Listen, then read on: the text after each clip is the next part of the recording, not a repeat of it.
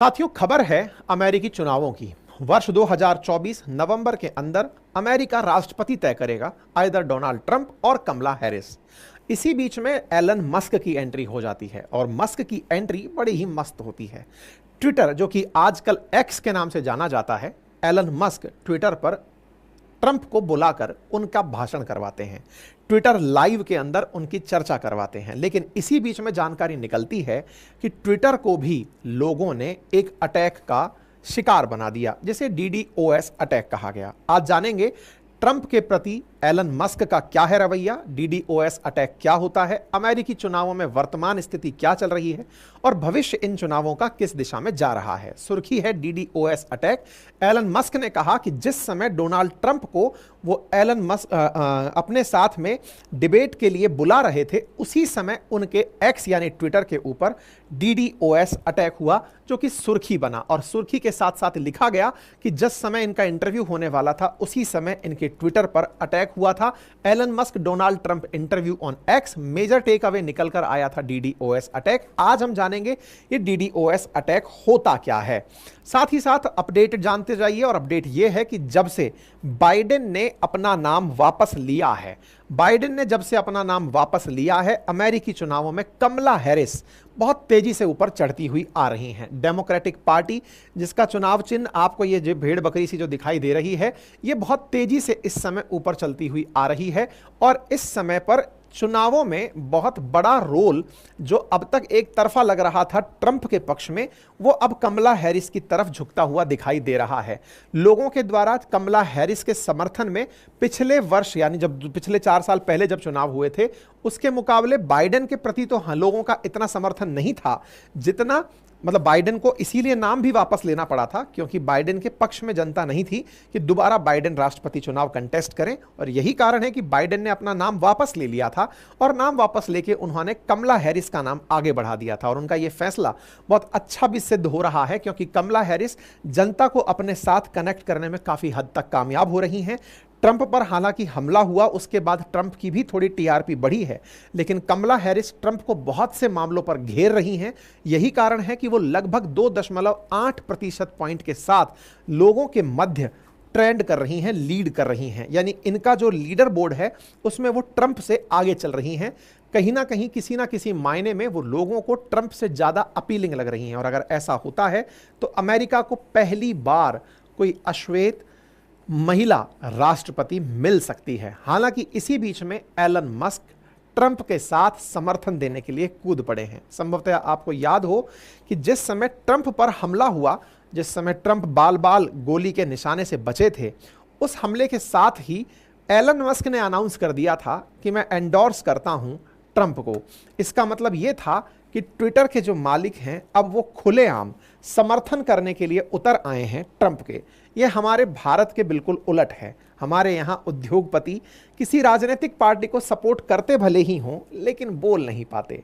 वो अपनी तरफ से भले ही इलेक्टोरल बॉन्ड में भी पैसा नाम घुमा फिरा के पहुंचाते हों, लेकिन बोल नहीं पाते। DDoS के केस में भी यही है। DDoS का जो अटैक है वो एलन मस्क के डायरेक्ट अनाउंसमेंट का परिणाम है, क्योंकि एलन मस्क ने जब ट्रंप पर हमला हुआ तब पब्लिकली अनाउंस किया कि मैं अब ट्रंप का समर्थन करूंगा। और ऐसा करते हुए उन्होंने ट्रंप से कहा कि वो ट्विटर ज्वाइन कर लें। अब आप पूछेंगे ट्विटर से वो हटे ही कब थे? आपको याद हो तो पिछली बार जब चुनाव हुए थे तो ट्रंप पर आरोप लगा था कि उन्होंने कैपिटॉल हिल हिंसा भड़काई है। आपको याद हो तो ट्रंप के कुछ ट्वीट्स ऐसे थे जिसमें अमेरिका की संसद, जिसे कैपिटॉल हिल आप कहते हैं, उस पर हमला करने वाले लोगों को उन्होंने क्रांतिकारी कहा था। ट्विटर ने अपनी तरफ से फैसला सुनाते हुए जब तक वो एलन मस्क का नहीं हुआ करता था, उस समय फैसला सुनाते हुए ट्विटर ने ट्रंप को सस्पेंड कर दिया था, जिसके चलते ट्रंप ने अपना एक नया सोशल मीडिया प्लेटफॉर्म ट्रुथ बना लिया था और अपनी जनता को वहीं पर वो संबोधित करने लगे थे।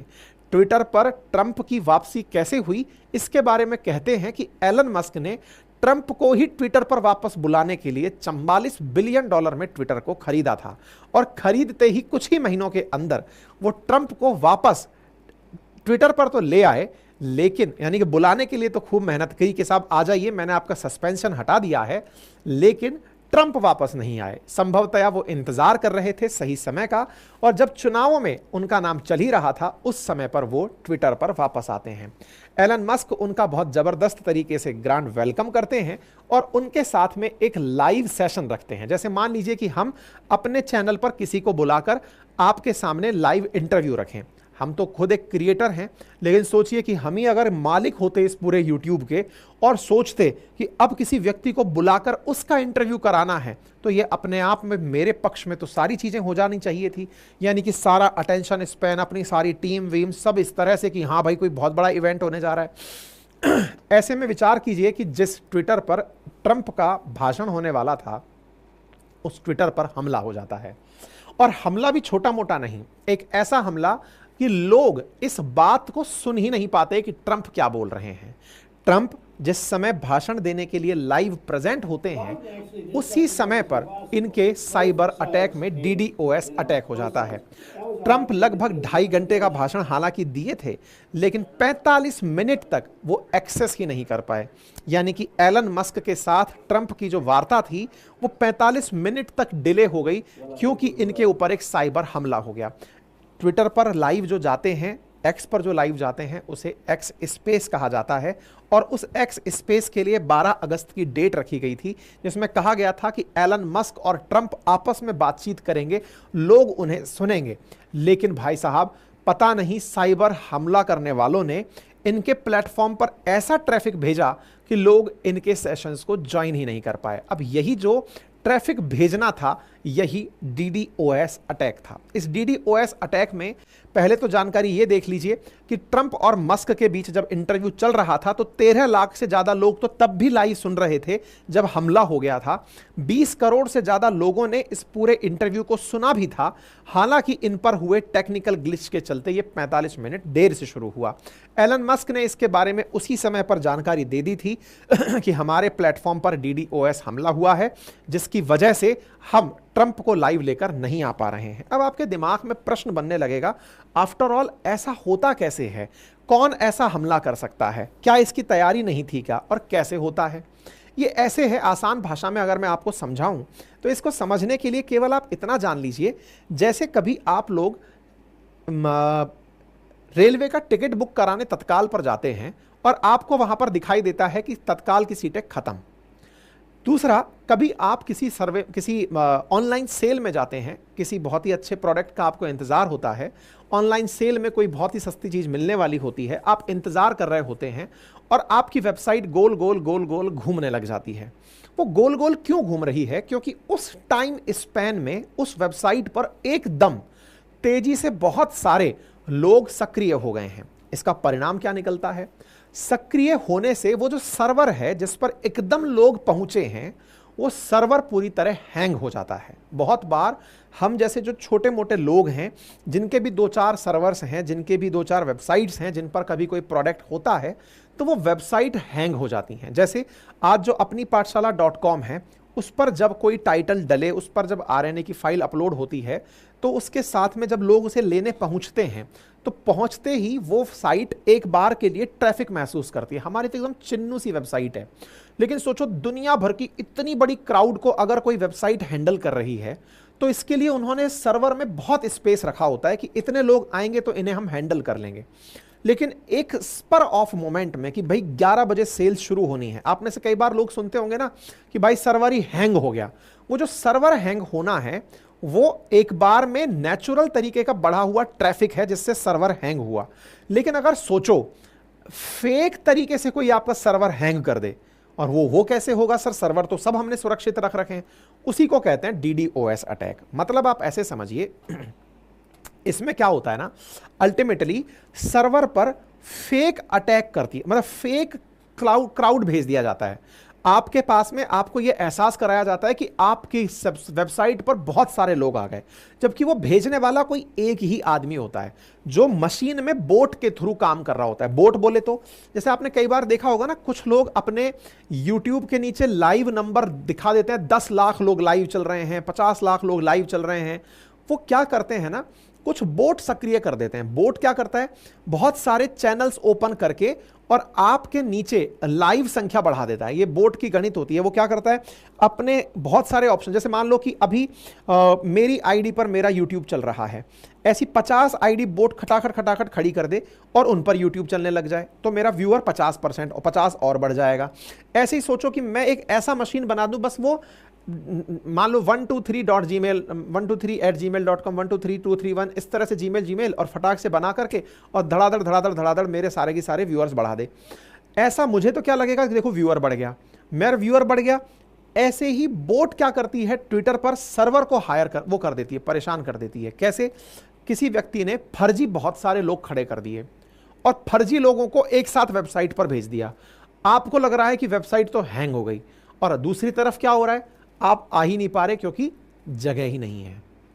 जगह नहीं है, आप इंतजार में बैठे हैं, सर्वर हैंग चल रहा है, साहब हम कुछ ले ही नहीं पा रहे। ये था DDoS अटैक, जो कि हुआ किस पर, ट्रंप के ऊपर, यानी कि एक्स के ऊपर हुआ, जिसके बारे में इन्होंने चर्चाएं की थी। ठीक है ना।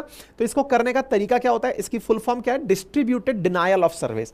भाई आप जा रहे हो तो आपको कुछ मिल नहीं रहा, तो उसको डिनायल ऑफ सर्विस कहा, लेकिन डिस्ट्रीब्यूटेड मतलब बहुत सारी जगह से निकल कर आ रहा है, इसलिए डिस्ट्रीब्यूटेड डिनायल ऑफ सर्विस कहा। और ये 3 तरीके से होता है, ट्रैफिक फ्लड, एप्लीकेशन अटैक और एम्प्लीफिकेशन अटैक। ट्रैफिक फ्लड के अंदर किसी लक्षित सिस्टम पर ट्रैफिक की बाढ़ बढ़ा दी जाती है, एप्लीकेशन अटैक पर एप्लीकेशन पर हमला किया जाता है, और एम्प्लीफिकेशन अटैक के अंदर तीसरे पक्ष की सेवाओं का उपयोग करने के लिए ट्रैफिक को बढ़ावा दे दिया जाता है। ये DDoS अटैक होता है। ठीक है, तो उम्मीद है कि आप लोगों को ये जानकारी अब अच्छे से समझ में आ जाए। क्रिमिनल्स कैसे करते हैं, तो पर्टिकुलर उस वेबसाइट पर ट्रैफिक बढ़ाकर इसको किया जाता है। टाइप ऑफ अटैक हैं, मतलब इसके अंदर प्रॉपर तरीके से application layer attack, protocol attack, amplification attacks होते हैं।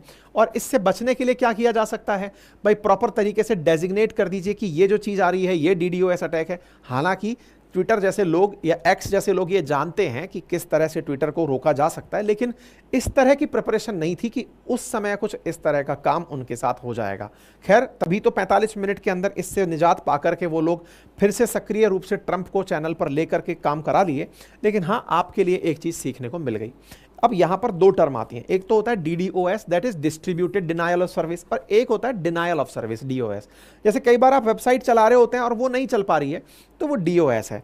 और अगर आपने किसी कारण से, यानी कि बहुत सारे लोग एक साथ ट्रैफिक बढ़ा दिए इसलिए आप नहीं चला पा रहे हैं, तो वो डिस्ट्रीब्यूटेड डिनायल ऑफ सर्विस है। यानी सिंगल सिस्टम को जब टारगेट किया जाता है विक्टिम के, मतलब विक्टिम के लिए कोई एक कंप्यूटर ही है सारा काम कर रहा है, तो वो DOS है, डिनायल ऑफ सर्विस अटैक है वो। मतलब कि मैंने एक ही सिस्टम से बोट क्रिएट की और आपके सिस्टम को परेशान कर दिया, और मैंने बहुत सारे सिस्टम से विक्टिम के सिस्टम को टारगेट किया, तो वो डिस्ट्रीब्यूटेड डिनायल ऑफ सर्विस है। यानी कि मैंने बोट के लिए भी लाखों कंप्यूटर लगा दिए, वो अटैक कर रहे हैं, वो डिस्ट्रीब्यूटेड डिनायल ऑफ सिस्टम है। ठीक है, तो ये जानकारी मैंने आपको दे दी है।